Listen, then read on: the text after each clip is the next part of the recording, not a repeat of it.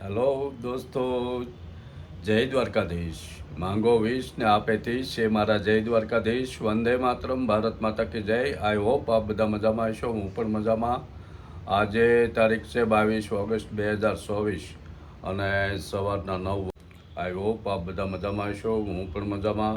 આપ સર્વનું યુટ્યુબ ફેમિલીમાં RK Budhel blog વતી આપ સર્વનું હૃદયથી સ્વાગત કરું છું. અને સૌથી પહેલાં લઈ લઈએ આજનો સુવિચાર.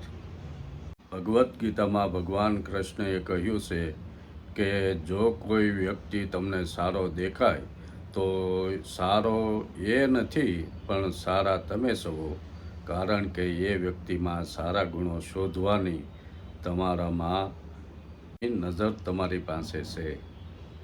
એટલે ગમે તે વ્યક્તિને હોય એમાંથી સારા ગુણો આપણે શોધી લેવા જોઈએ. બધા માણસો ખરાબ નથી હોતા, પણ બધા માણસોના સારા ગુણો આપણે શોધી લઈએ. ગર્ભ મંદિરમાં ભગવાનના દર્શન રોજ સવારે માતા પિતાને વંદન. જો આપણે સવારનો વિડીયો ચાલુ કરીએ એકલા, એ કામમાં છે, નીચે ગઈશ એટલે એની વગર વિડીયો ચાલુ કરી દઈએ. જો ગાર્ડન આપણું મસ્ત ડોલર ઊંચો ઊંચો જતો જાય. આ મની પ્લાન્ટ છે.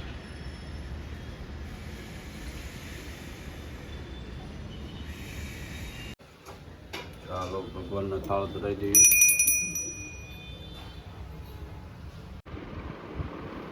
જો બપોરે અમે જમીને આરામ કરી લીધો ત્યારનો, અને એ રામ નામ લખે છે.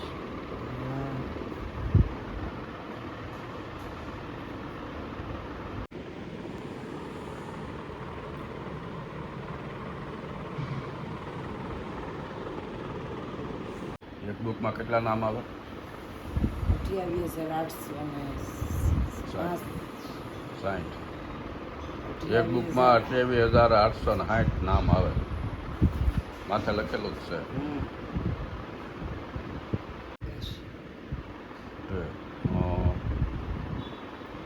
એવું છે બધું. નામ લખવાની આવે મજા બહુ.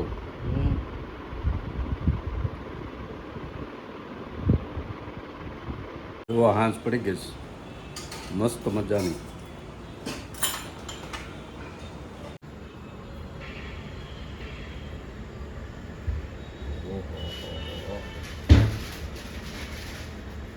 બહુ પડે છે. ત્યારે હાલત જય દ્વારકાધીશ. રાધે રાધે.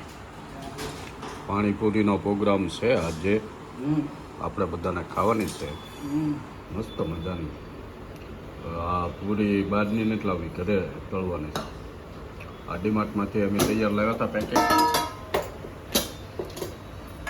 એના ઓછું ભાવે, એના ખાટું મીઠું પાણી વધુ ભાવે, આપણને પુદીનાનું વધુ ભાવે.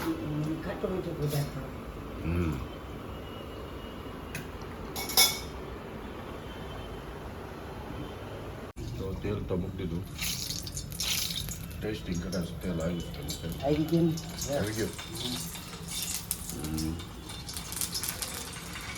ઓહો દડો.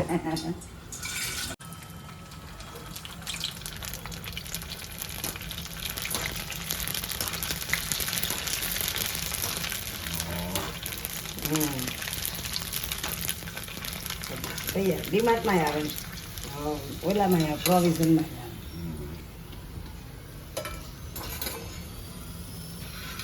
હા સારી વાપર. ઘરે ચડે લે.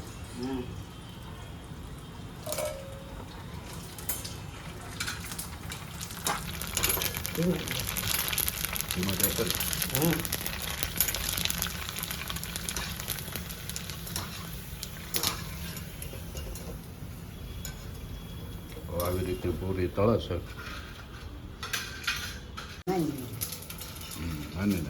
નાના મોટી આવે એમ ત્યાં પૂરી તળાય ત્યાં આપણે એક વાત કરીએ. કેમ? રામાયણની. રામાયણમાં જ્યારે સીતાજીનું હરણ થયું અને ભગવાનને વાનરસેના જ્યારે દરિયો ઓળંગી સેતુબંધ બાંધીને દરિયો વટીને જ્યારે સુબેલની તળેટીમાં જ્યારે વાસ કર્યો, હા ન્યા એની રાવટી નાખી ને ન્યા ઉતારો. એટલે ભગવાન યુદ્ધ ચાલુ થવાનું હતું એટલે શિવજીની વાત કરવાની છે કે એ વખતે ભગવાનને ન્યા દરિયાકાંઠે રામેશ્વર ભગવાનની સ્થાપના કરવાની હતી. તો એની પ્રાણ પ્રતિષ્ઠા કરવી પડે. તો પ્રાણ પ્રતિષ્ઠા કરવા હાટું બ્રાહ્મણની જરૂર પડે. તો ભગવાન કે અહીંયા તો બ્રાહ્મણ ક્યાં લેવા જવા, અને ભગવાને કીધું એ બ્રાહ્મણ શંકર ભગવાનનો મહાન ભગત હોવો જોઈએ અને સાથે સાથે વૈષ્ણવ હોવો જોઈએ. તો જામવંતને કીધું કે આ રીતનું છે કે ગમે એ વ્યવસ્થા કરો. તો જામવંત કે રાવણ છે એ બ્રાહ્મણ છે, પરમ શિવ ઉપાસક છે, તો એને આમંત્રણ દઈ તો થાય. તો ભગવાને જાંબુવાનને કીધું એ કે જાઓ તો એ કે રાવણ પાસે. તો રાવણ પાસે જ્યારે ગયા જાંબુવાન, રાવણ હતો ને એ પુલિસ્ત મુનિના દીકરીનો ભાણિયો હતો. અને હા, અને પુલિસ્ત મુનિ છે એ જાંબુવનના ભાઈબંધ હતા. અને પુલિસ્ત મુનિ એ બ્રહ્માજીના દીકરા થતા. એટલે એમ જાંબુવનને અને પુલિસ્ત મુનિનો નાતો હતો. એટલે એ નાતે જાંબુવન રાવણ પાસે ગયા. અને રાવણને જ્યારે કહેવરાયું કે જાંબુવનજી મળવા આવે છે, એટલે રાવણે તરત ચોકીદારોને બધાને કહેવરાયું કે દાદાજી આવે છે, તો એને કોઈ રોકતા નહીં અને સીધા જ મહેલમાં લઈને આવી આવો.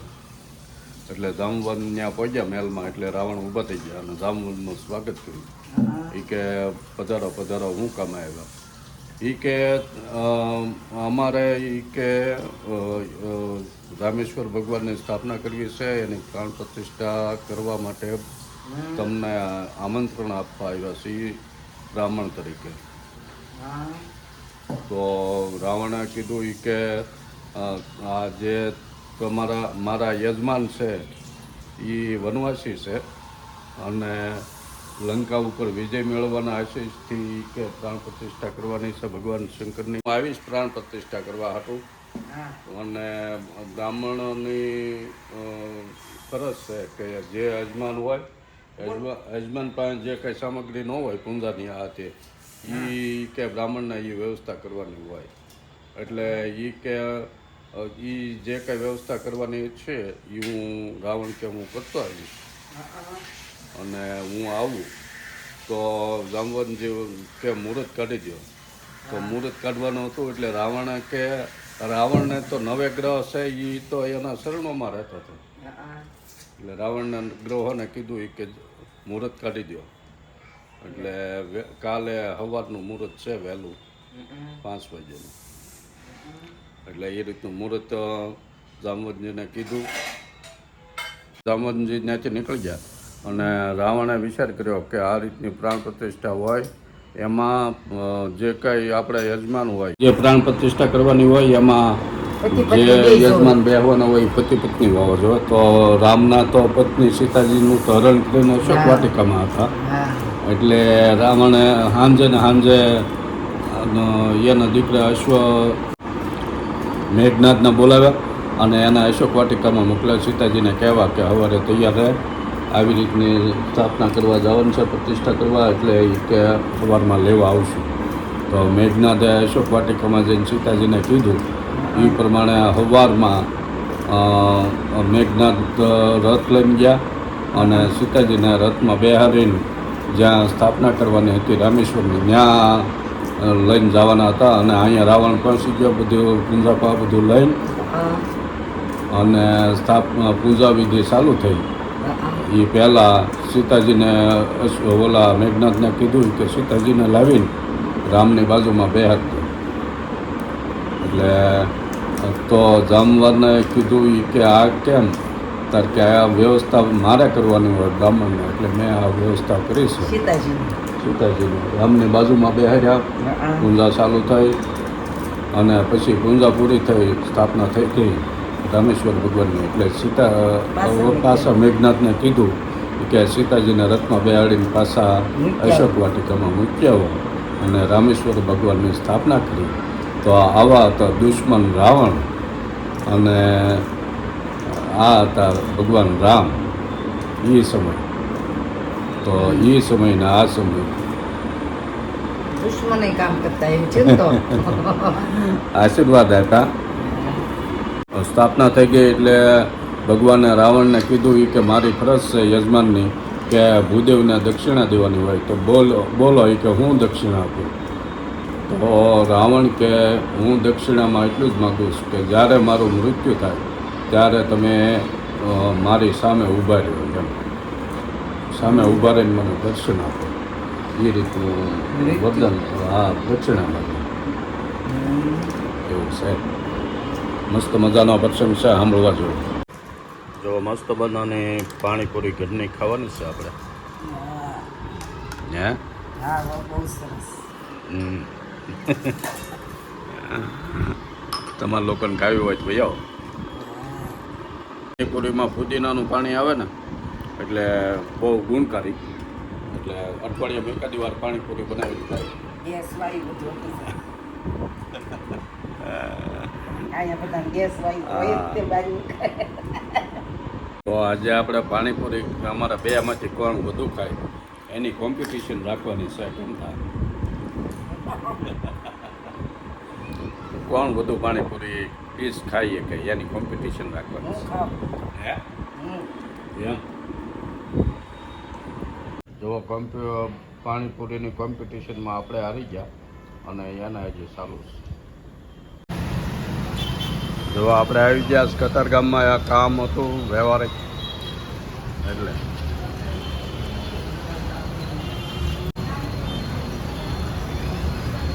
રાતના 10 વાગવા આવ્યા. ટ્રાફિક હોય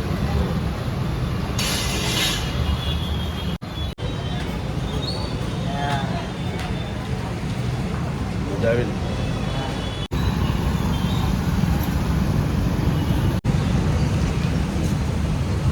એટલે જવાનું સામના. હે